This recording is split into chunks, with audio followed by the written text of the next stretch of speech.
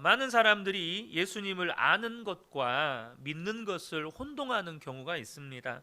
어떤 사람들은 교회를 다니고 예배를 참석하는 것을 예수 믿는 것이라고 생각을 합니다. 또 어떤 사람들은 봉사를 열심히 하는 것을 예수 믿는 것이라고 생각을 하죠. 어떤 사람은 세례를 받았거나 직분을 받았으면 예수를 믿는 것이라고 생각합니다. 또 어떤 사람은 성경 지식을 많이 알고 기독교 문화 속에서 살고 있으면 예수를 믿는 것이라고 생각을 합니다. 그러나 방금 나열했던 이 모든 것들은 앞서 말씀드린 아는 것과 믿는 것을 혼동하는 것이라고 말씀드릴 수 있습니다. 분명히요, 믿는 것은 아는 것을 포함합니다. 그러나 믿는 것과 아는 것, 지식과 믿음은 결코 동일시 될 수가 없어요. 믿음은 생명을 얻게 하지만 지식은 생명을 얻게 할 수가 없습니다. 믿음은 사람을 변화시키지만 지식은 사람을 변화시키지 못합니다. 그래서 여러분, 절대 믿음과 지식, 믿는 것과 아는 것은 같은 개념이 아니에요. 그래서 또한 믿음의 사람들에게는 한결같이 자신이 믿음의 사람들이라고 하는 분명한 증거가 있습니다. 우리가 2주 전에 나눈 것처럼 오늘 본문을 보면 사도 바울이 베스도 총독이 헤롯 아그리빠와 여러 높은 사람들 앞에서 열게 된 이 청문회에 이제 부름을 받아서 가게 되죠. 오늘 본문은 이제 바울이 자신을 변호하는 대목의 일부입니다. 이 바울의 변호를 통해서 바울은 분명한 믿음의 사람이었다는 것을 알게 됩니다. 그의 변호에는 그가 분명한 믿음의 사람이라는 증거들이 곳곳에서 발견되기 때문입니다. 오늘 이 주제를 가지고 함께 말씀을 나눌 건데요. 여러분, 믿음의 사람들에게는 어떤 증거들이 있을까요? 세 가지로 함께 나누려고 합니다. 첫 번째는 뭐냐면 예수님과의 만남이 있다는 것입니다. 모든 믿음의 사람들은요, 한결같이 주님과의 만남이 있습니다. 믿음의 조상 아브라함도 하나님을 만났고 이삭도 하나님을 만났고 야곱도 하나님을 만났습니다. 우리가 수요 예배 때마다 지금 히브리서를 나누고 있는데 우리가 지금 지난주까지 계속해서 히브리서 11장을 나누고 있습니다. 그 히브리서 11장에 믿음의 사람들을 쭉 나열이 되잖아요. 그 수많은 믿음의 사람들 역시 한결같이 예수님을 만난 사람들입니다. 바울이 자신을 변호할 기회를 얻어서 이제 자신이 이곳에 서게 되기까지의 과정을 이야기할 때 그 이야기의 가장 핵심이 뭐였냐면 자신이 예수님을 만났다는 것이었습니다. 사도 바울의 이야기의 핵심은요, 내가 예수님을 만났어 라는 것이었어요. 26장 13절에서 15절을 보면 왕이여 정오가 되어 길에서 보니 하늘로부터 해보다 더 밝은 빛이 나와 내 동행들을 둘러 비추는지라 우리가 다 땅에 엎드러지며 내가 소리를 들으니 히브리 말로 이르되 사울아 사울아 네가 어찌하여 나를 박해하느냐 가시째를 뒷발하기가 내게 고생이니라 내가 대답하되 주님 누구시니이까 주께서 이르시되 나는 네가 박해하는 예수라. 사도 바울이 말하는 핵심이 뭡니까? 나는 예수님을 만났습니다. 이것입니다. 나는 다메섹으로 가는 길 위에서 예수님을 만났습니다. 내가 예수님을 만난 건 나와 함께 간 일행들도 다 압니다. 사도 바울의 요지는 이것입니다. 그리고 그 주님과의 만남이 자신의 인생을 송두리째 바꾸어 놓았다는 거예요. 오늘 본문을 보면 사도 바울이 주님과 만나기 전에 어떤 사람이었고 주님을 만난 후에 또 어떻게 변화되었는지를 또 소개합니다. 그가 예수님을 만나기 전에는 어떤 사람이었습니까? 9절부터 12절을 보면 나도 나사렛 예수의 이름을 대적하여 많은 일을 행하여야 될 줄 스스로 생각하고 예루살렘에서 이런 일을 행하여 대제사장들에게서 고난을 받아 가지고 많은 성도를 옥에 가두며 또 죽일 때에 내가 찬성 투표를 하였고 또 모든 회당에서 여러 번 형벌하여 강제로 모독하는 말을 하게 하고 그들에 대하여 심히 격분하여 외국 성에까지 가서 박해하였고 그 일로 대제사장들의 고난과 위임을 받고 다메섹으로 갔나이다. 그러니까 예수님을 만나기 전에 바울은요, 예수의 이름을 대적하는 일은 무슨 일이든지 해야 한다는 생각을 했다는 겁니다. 그래서 예수를 믿는 사람들을 옥에 가두거나 죽일 때는 찬성하는 투표를 했고, 또 그들로 하여금 예수님을 떠나게 하려고 강제로 예수님을 모독하게 하는 말을 하게 했고, 심지어 외국에까지 나가서 성도를 박해하고 잡아들이는 일에 앞장섰다는 거예요. 그러니까 예수님을 만나기 전에 사도 바울은 한마디로 이야기하면 진짜 무서운 사람이었습니다. 굉장히 무서운 사람이었어요. 특별히 오늘 본문에 기록된 이 사도 바울이 예수님을 만난 사건은 다른 곳에서도 기록이 되어 있거든요. 근데 다른 곳에 기록된 내용과 다른 곳에 기록된 내용에는 없는 말씀이 하나 있습니다. 그게 뭐냐면 14절에 가시채를 뒷발질하기가 내게 고생이니라 라는 말씀이에요. 이게 사도 바울이 다메섹으로 가는 장면이 기록된 다른 성경에는, 다른 구절에는 이 내용이 없거든요. 근데 이 내용은 무슨 말이냐면, 이 말은 헬라어 격언인데, 이 가시채는요, 농경 문화에서 가축을 몰 때 사용하는 이 뾰족한 막대기입니다. 그래서 이 말 속에는 주님께서 바울을 바른 길로 가도록 계속해서 막대기로 찌르고 계신다라는 의미가 함축되어 있어요. 그런데 사도 바울이 그 막대기를 뒷발질하는 거예요. 이게 무슨 말이죠? 쉽게 이야기하면 바울은 지금 주님이 이쪽으로 가라고 계속해서 찌르고 있는데 자기가 원하는 대로, 자기가 가고 싶은 대로 지금 가고 있기 때문에 고생하고 있다는 뜻이에요. 여러분, 예수님을 만나기 전에 사도 바울의 모습은 예수님과의 만남이 없는 사람의 모습이 어떠한지를 고스란히 보여줘요. 특별히 오늘 이 9절에 보면요, 스스로 생각하고 라는 단어가 있어요. 사도 바울이 뭘 스스로 생각했다고요? 예수님을 대적하는 일이라면 무엇이든지 해야겠다고 스스로 생각했다는 거예요. 이 스스로 생각하고 라는 이 단어는요, 무엇을 함축하고 있냐면 자기 자신의 생각이 기준이라는 거예요. 예수님의 이름을 대적하는 일은 무엇이든지 해야 한다고 사도 바울이 딱 스스로 기준을 정해놓고 그 일을 위해서라면 자기가 생각할 때 이것은 예수님의 이름을 대적하는 일이다 하면 다 했다는 거예요. 그래서 자기가 생각할 때 예수님을 대적하는 일이니까 예수 믿는 사람을 죽이는 일에도 찬성하고, 이 사람은 예수 믿는 사람이니까 어떻게든 예수님을 떠나게 만들어야 되니까 예수님을 모독하는 말을 강제로 시키고, 또 외국까지 나가서 그 예수 믿는 성도들을 잡아들이고 그렇게 했다는 거예요. 스스로가 모든 것의 기준이 되어서 판단하고 결정하고 했다는 것입니다. 여러분, 예수님과의 만남이 없는 성도의 모습이 이러하다는 거예요. 내가 생각하는 옳고 그름의 기준이 있어요. 그리고 그 기준대로 자기가 하고 싶은 대로 사는 거예요. 또 그 기준에서 벗어난 사람들은 비난하고 판단하고 정죄하는 거예요.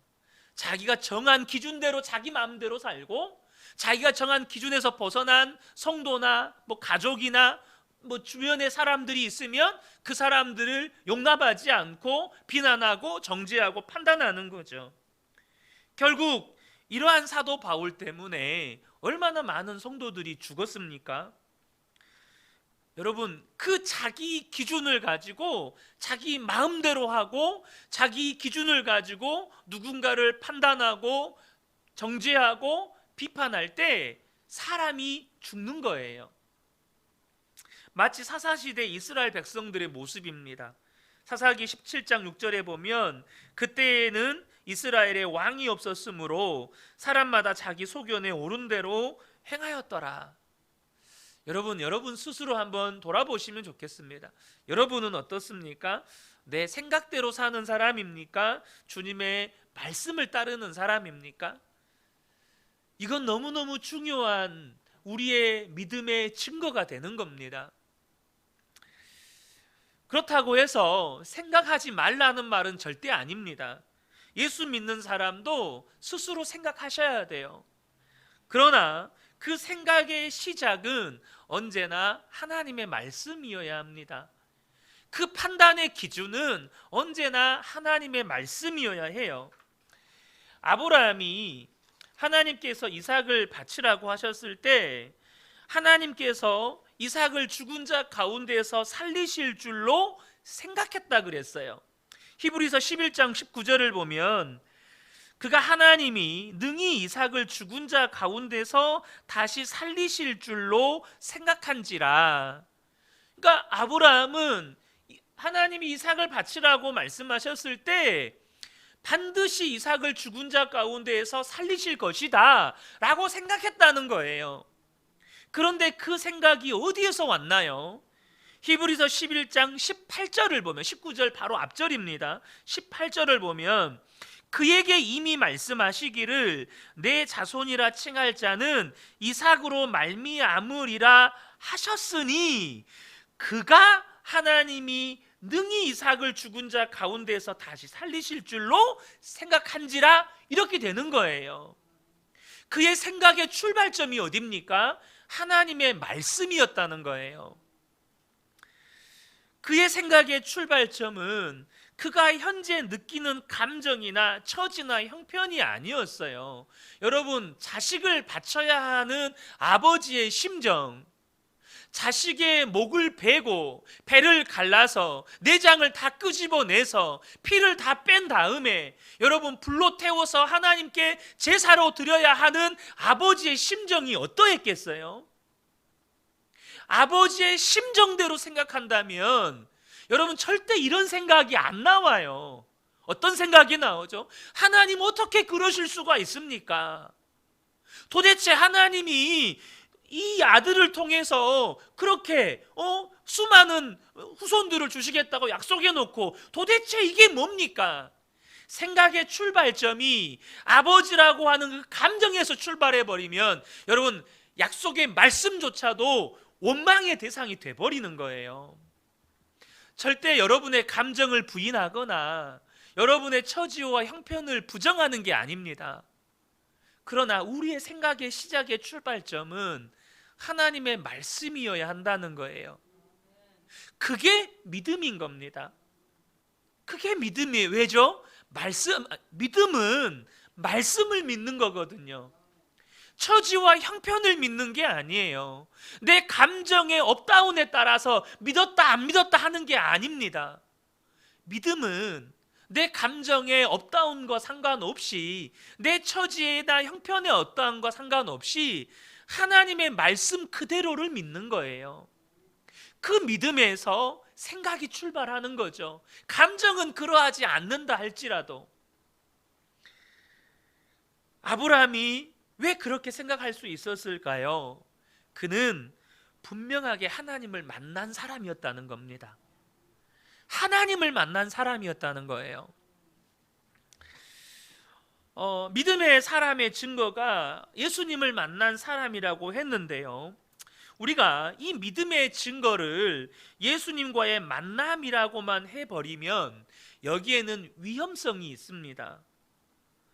어떤 위험성일까요? 바로 미혹의 영에 사로잡힐 수 있는 위험성입니다. 우리는 하나님을 만났다고 하는 사람들 가운데 그릇된 길로 빠진 사람들을 많이 보았습니다. 또 심지어 주변에 있는 수많은 사람들까지 그릇된 길로 미혹하기까지 합니다. 그것은 나라와 민족을 넘나들어요. 여러분, 신천지도 선교한다는 거 아시죠? 중국에서 열심히 선교해요. 중국에만 그런가요? 여러분, 추천해드릴 영상은 아니지만 신천지 수료 영상 한번 봐보세요. 거기에 외국인들 정말 많습니다. 외국인들 정말 많아요. 통일교는 말할 것도 없고요. 구원파도 말할 것도 없어요. 왜 그럴까요? 이렇게 미혹에 빠지는 것입니까? 그 이유는 사탄도 자기를 광명의 천사로 가장해서 사람들을 만나기 때문입니다.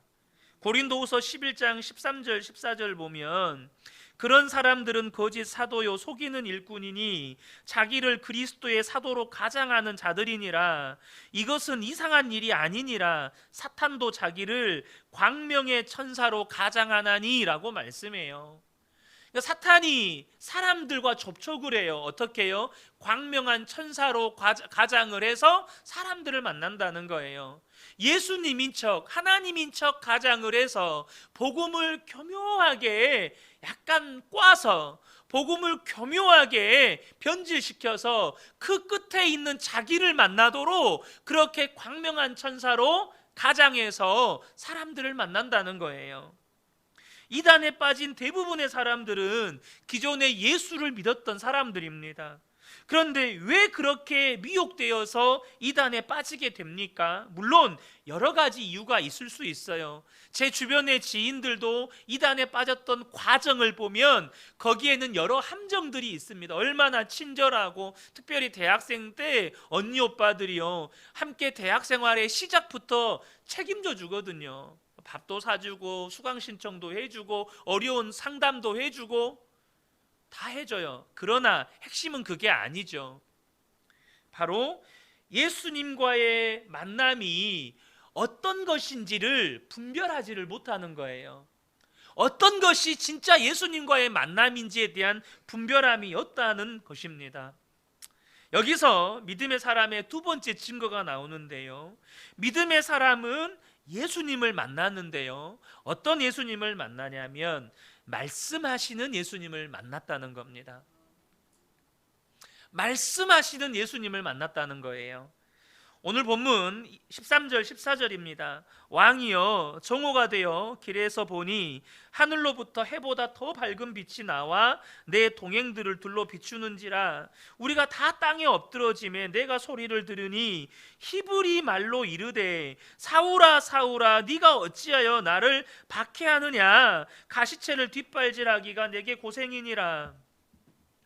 사도 바울이 아그리빠 왕과 이 고관들에게 자신이 예수님을 만난 장면을 설명하는데, 예수님을 만날 때 그 처음에 하늘로부터 해보다 더 밝은 빛이 자신과 일행을 둘러 비추는 초자연적인 현상을 경험했다고 말씀합니다.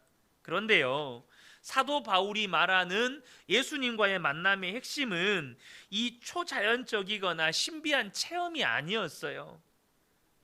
사도 바울은 예수님과의 만남을 설명하는데요, 이렇게 이야기합니다. 예수님께서 히브리 말로 자신에게 말씀해 주셨다는 거예요.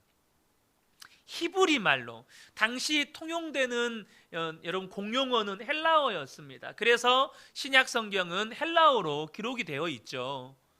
근데 이 사도 바울은 어디 사람입니까? 히브리 사람이잖아요. 그 히브리 사람인 사도 바울에게 예수님께서 만나 주셨는데 특별히 헬라어로 사도 바울에게 말씀해 주셨다는 거예요. 왜 그렇게 예수님께서 말씀해 주셨다는 것을 강조하는 것일까요? 여러분, 이 초자연적인 현상이나 기적과도 같은 현상은 우리의 원수 마귀도 행할 수 있기 때문이에요. 모세가 바로에게 가서 이스라엘 백성들을 풀어달라고 요청하면서 자신을 하나님이 보냈다는 증거로 지팡이를 내던져서 뱀이 되게 했잖아요. 근데요, 애굽의 술객들도 똑같은 능력을 행했어요. 물론 이 모세가 던진 지팡이가 애굽의 술객들이 만든 그 뱀을 잡아먹기는 했지만 그들도 똑같이 했다고요. 심지어 하나님이 애굽에 10가지 재앙을 내리실 때 첫 번째 피가 되는 재앙과 이 개구리 재앙은 애굽의 술객들도 따라합니다. 물론 세 번째 재앙부터는 그들이 따라하지 못했지만 적어도 그들이 하나님 흉내는 냈어요. 무슨 말입니까? 마귀도요, 하나님과 똑같이 할 수는 없지만 하나님 흉내는 낸다는 거예요. 마귀가 피조물이기 때문에 하나님을 대적할 수는 없지만 짝퉁 흉내는 낼 수 있다는 거예요. 엘리야가 이세벨의 협박에 의해서 광야까지 도망쳐서 하나님께 죽기를 구했을 때 하나님이 그를 먹이시고 기운을 북돋우셔가지고 호렙산으로 이끌어 가십니다. 그리고 거기에서 하나님께서 엘리야를 만나 주세요. 그런데 하나님께서 엘리야를 만나 주시는 장면을 우리가 주목해 보실 필요가 있어요. 열왕기상 19장 11절 12절인데요. 여호와께서 이르시되 너는 나가서 여호와 앞에서 산에 서라 하시더니 하나님 앞에 서래요. 왜요? 내가 너를 만나 주겠다는 거죠. 내 앞에 서라. 그래서 하나님께서 엘리야에게 자신을 나타내십니다. 그런데 하나님께서 지나가세요. 엘리야 앞을 지나가시는데 어떤 일이 일어나냐면 여호와 앞에 크고 강한 바람이 산을 가르고 바위를 부수나, 큰 바람이 일어나서 어느 정도의 바람이었냐면 산을 가르고 바위를 부술 만큼의 강력한 바람이 불었어요. 여러분, 엄청난 재앙급의 바람 아닙니까? 그런데 성경은 뭐라고 말씀하시냐면 바람 가운데에 여호와께서 계시지 않았다라고 말씀해요. 또 바람 후에 지진이 일어났어요. 근데 지진 가운데에도 여호와께서 계시지 않았다라고 말씀해요. 지진 후에 불이 일어났어요. 그런데 성경은 불 가운데에도 여호와께서 계시지 않았다고 말씀하세요. 분명히 하나님 앞에 서라고 말씀하셨고 하나님이 그 앞을 지나가셨고, 그리고 수많은 초자연적인 현상이 일어나는데 그 초자연적인 현상 어디에도 하나님이 계시지 않았대요. 그리고 나서 하나님이 말씀하세요. 세미한 소리가 있는지라. 뭘 말하는 거죠? 하나님께서 말씀으로 엘리야를 만나 주셨다는 거예요. 말씀하심으로 엘리야를 만나 주셨어요. 그 모든 기적 같은 자연 현상 후에 이 세미한 소리, 말씀으로 엘리야를 만나 주셨다. 여러분, 성경은 하나님을 묘사할 때요, 피조물들에게 자기 자신과 자신의 뜻을 계시하고 싶어 하시는 분으로 묘사가 됩니다. 신구약을 막론하고 끊임없이 자기 자신을 계시하시는 하나님으로 묘사를 해요. 그래서 하나님은 구약과 신약의 모든 수단과 방법을 동원해서 말씀하실 수 있었고 또 말씀하셨어요. 어떤 기적이나 초자연적인 형상은 하나님의 말씀을 더욱더 효과적으로 전달하기 위한 도구로 이용하시기도 하셨고 이용 안 하시기도 하셨어요. 하나님께서 모세를 만나 주실 때요, 불타는 가시떨기 아래로 부르셨지만 핵심은 불타는 가시떨기가 아니라 모세에게 말씀하셨다는 것이었습니다. 하나님이 불이 붙은 시내산 정상으로 모세를 부르셨는데요, 핵심은 불이 붙은 시내산 정상이 아니었고 모세의 손에 들린 돌판에 새겨진 십계명이었어요. 하나님은 다윗이 압살롬의 반역으로 예루살렘을 빠져 도망쳐 나갈 때 시므이의 입에서 나오는 저주를 통해서도 말씀하셨어요. 바벨론의 벨사살 왕에게는 사람의 손가락이 나타나서 이 석회벽에다가 글씨를 써서 말씀하셨어요. 어떤 경우에는 선지자를 통해, 어떤 경우에는 꿈이나 환상이나 자연 그 자체를 통해, 어떤 경우에는 나귀의 입을 통해, 심지어 태어나서 말구유에 누이신 아기 예수님을 통해서 뭘 하셨어요? 말씀하신 거예요. 핵심은 말씀하신 거예요. 이를 통해서 우리에게 주시는 성경의 교훈은 명확합니다. 뭡니까? 하나님의 말씀하심이 곧 하나님과의 만남이라는 거예요. 하나님이 나에게 말씀하셨다. 그것이 곧 하나님과의 만남이라는 거예요. 이걸 절대 놓치시면 안 돼요. 하나님의 말씀을 들었다. 하나님의 말씀을 내가 들었다. 그게 곧 하나님이 나를 만나 주셨다라는 것이에요.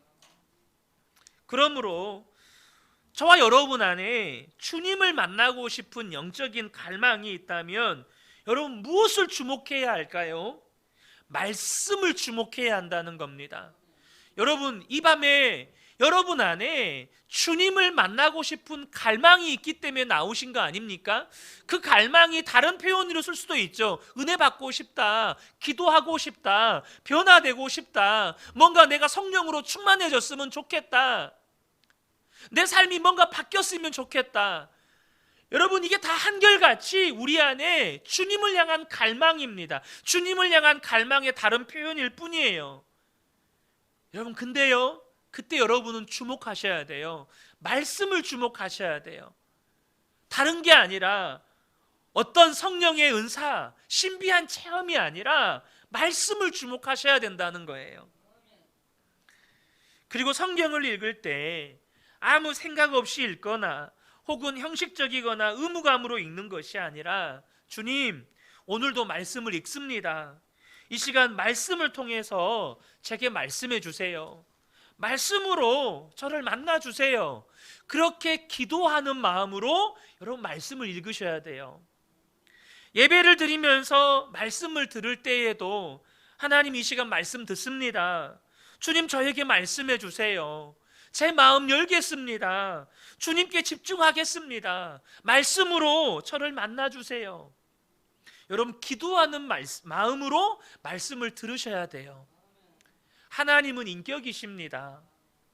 우리가 원해야 주님도 반응하세요. 원하지 않는 우리에게 억지로 떠먹이지 않으십니다. 원하고 바라고 사모해야 주님이 우리에게 말씀으로 만나 주시는 거예요. 제가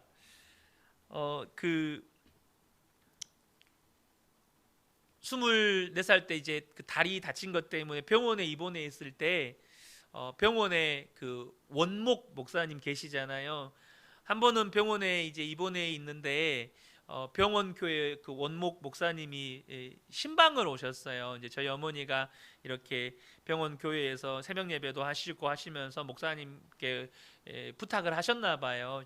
저 와서 기도 한번 해달라고. 부끄럽지만 그때 제가 되게 영적으로 메말라 있어서 별로 목사님이 반갑지 않았어요. 당시에는 부담된다, 왜 오셨을까. 그런데 지금도 생각해 보면 그 목사님의 말씀 가운데 정말 도전이 되는 게 있었어요. 여러 이야기를 하셨는데 지금도 생각나는 게 말씀을 사모하라는 거였어요. 그럼 주님이 반드시 만나 주십니다 였어요. 그러면서 자신의 경험을 이야기하시는데 우리가 성경에서 제일 긴 성경이 시편 119편이잖아요. 그래서 시편 계속 짧게 읽어가다가 갑자기 119편을 읽으면 이렇게 한숨이 나오잖아요. 너무 길다 막 이러잖아요. 근데 이 목사님이 그 말씀 시편 119편으로 계속해서 주님을 사모하고 주의 말씀을 사모하고 갈망했을 때 그 시편 119편을 읽어가면서 얼마나 통곡하며 이 말씀을 읽었는지 자신의 경험을 간증해 주시더라고요. 여러분 어떤 성경이냐가 어떤 성경 구절이냐가 중요한 것도 아닙니다. 말씀을 사모하면 말씀으로 주님이 우리를 만나 주십니다. 끝으로 오늘 본문에 믿음의 사람의 증거를 또 하나 발견하게 되는데요. 그건 뭐냐면 믿음의 사람은 사명자라는 것입니다. 다시 한번 사도 바울이 예수님을 만난 장면을 보면 예수님은 사도 바울과의 첫 만남에서 그의 사명을 주십니다. 16절에서 18절인데요. 일어나 너의 발로 서라.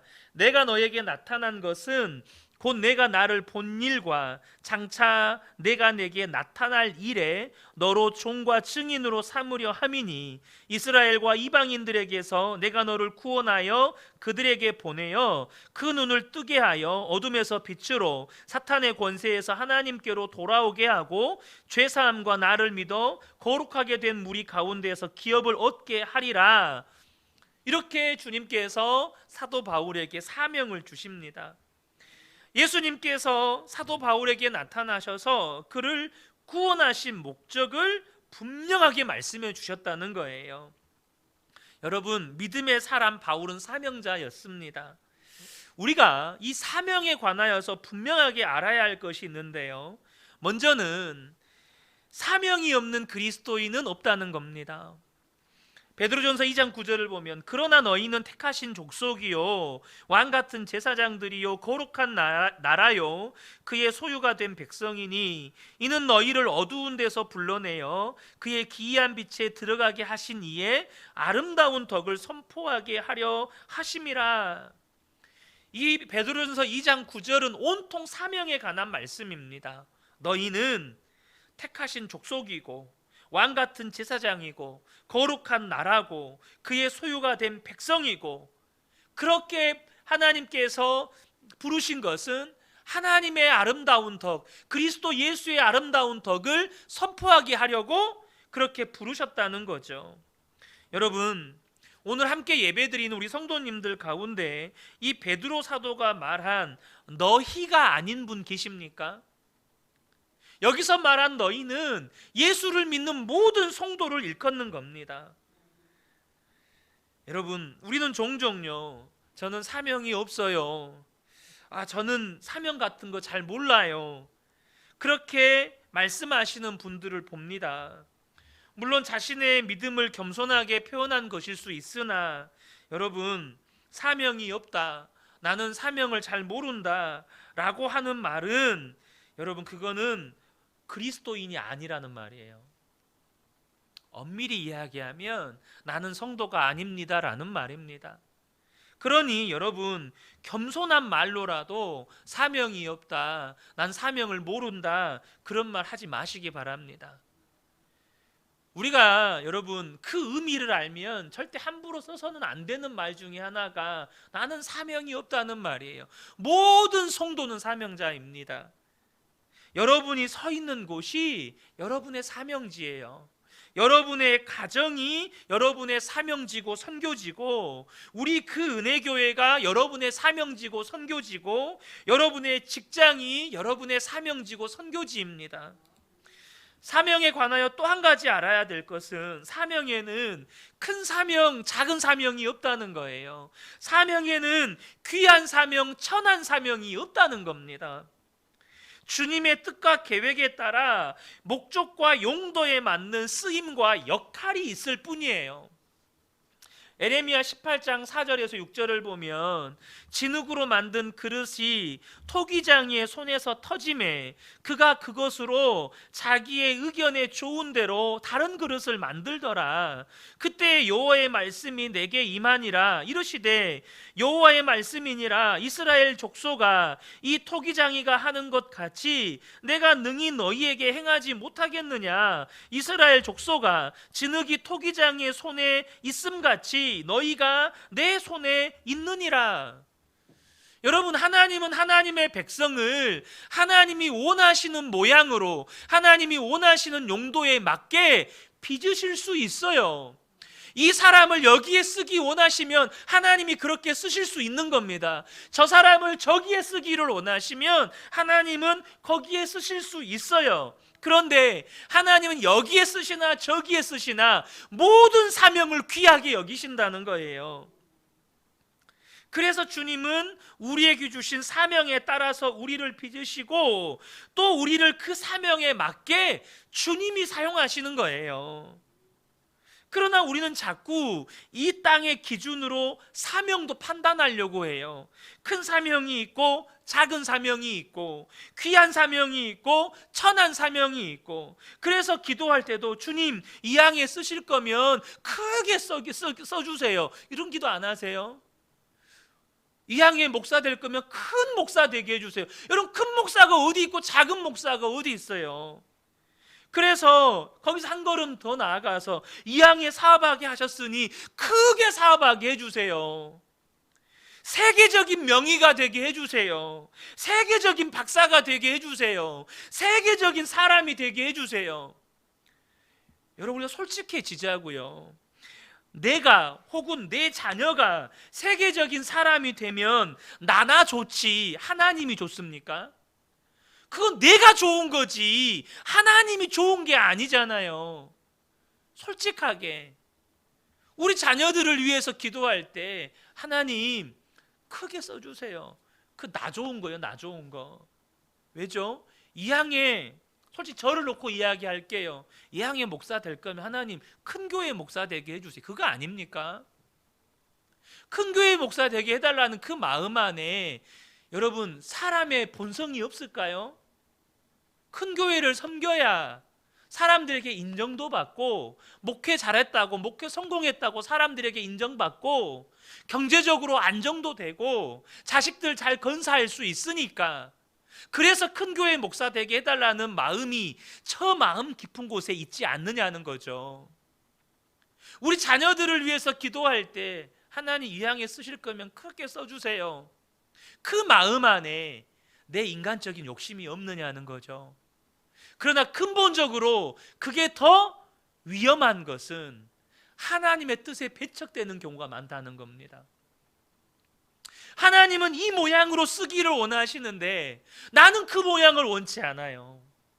너무 많은 성도들이, 하나님은 너무 많은 성도들에게 너는 이름 없는 소금이 되어야겠다, 너는 빛도 없이 살아야겠다라고 말씀하시는데, 하나님 전 빛나고 싶은데요. 하나님 저 빛나고 싶어요. 왜 못 빛나게 하세요? 그래서 십자가 복음이 두려운 겁니다. 우리가 수요예배 때 나누었지만 나는 죽고 예수로 살라고 하면 곧바로 순교하라고 말할까 봐, 곧바로 저 선교지 가라고 말할까 봐, 그 복음이 부담스러운 거예요. 여러분, 사명, 부르심, 그 모든 것은 다 주님의 고난이에요. 이 말을 오해해서 들으시면 안 돼요. 절대 여러분에게 세계적인 사람이 되지 말라는 말이 아닙니다. 여러분의 자녀가 세계적인 사람이 돼서는 안 된다는 말이 아니에요. 사명은 주님의 고난이라는 거예요. 주님의 소관이라는 거예요. 나를 어디에 쓰실지, 내 자녀를 어디에 쓰실지는 주님의 소관이에요. 우리가 관여할 수가 없다는 겁니다. 주님은 로마서에서 분명하게 말씀하시죠. 로마서 9장 20절 21절에 이 사람아 내가 누구이기에 감히 하나님께 반문하느냐, 지음을 받은 물건이 지은 자에게 어찌 나를 이같이 만들었느냐 말하겠느냐, 토기장이가 진 한 덩이로 하나는 귀 있을 그릇을, 하나는 천 있을 그릇을 만들 고난이 없느냐. 이 말이 뭔 말이에요? 어떻게 사람이 하나님 나는 이렇게 살고 싶은데 왜 나를 이렇게 사용하십니까? 이렇게 말할 수 있다는 거예요? 없다는 거예요? 그렇게 말할 수 없다는 겁니다. 그렇게 말할 수 없다는 거예요. 하나님이 저와 여러분을 지금 그 은혜교회에 쓰고 싶으신 거예요. 여러분 아멘이십니까? 지금 여러분을 그 은혜교회의 지체로 불러서 하나님이 쓰고 싶다는 거예요. 여러분을 여러분의 가정에다가 불러서, 여러분의 가정의 아내와 남편으로, 아버지와 어머니로 불러서 거기다가 쓰고 싶다는 거예요. 지금 여러분이 일하는 그 직장, 여러분이 일하는 그 사업장에다가 하나님이 여러분을 불러서 거기서 쓰고 싶다는 거예요. 하나님 제가 이 월급 받고 어떻게 여기서 일합니까?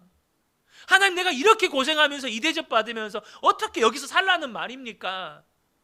여러분 그 말이요 한편으로 이해는 되지만 그게 하나님의 부르심을 부정하는 불신앙적인 말이라는 거예요. 특별히 여기서 천 있을 그릇이라는 표현이 나오는데요, 이것은 하나님께서 사명 자체를 귀하게 여기시거나 천히 여기신다는 말씀이 아니고 용도를 말씀하시는 거예요. 역할을 말씀하시는 겁니다.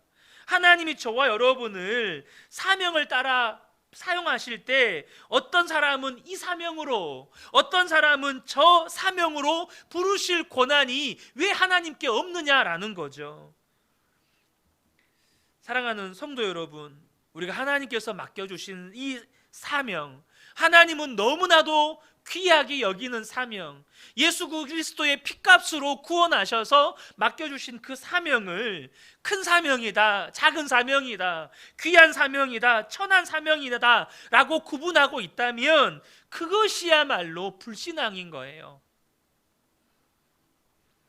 기억하십시오. 믿음의 사람은 사명자입니다. 그러므로 사명 없는 그리스도인은 없습니다. 그러나 사명의 크고 작음도, 귀하고 천함도 없습니다. 이 밤에 오늘 이 말씀을 통하여서 저와 여러분이 내가 진짜 믿음의 사람인지 또 점검하고, 또 말씀을 통해서 주신 이 기도의 제목들을 붙잡고 우리 주님 앞에 나아가기를 원합니다. 우리 이 시간 함께 기도의 자리로 나아가겠습니다.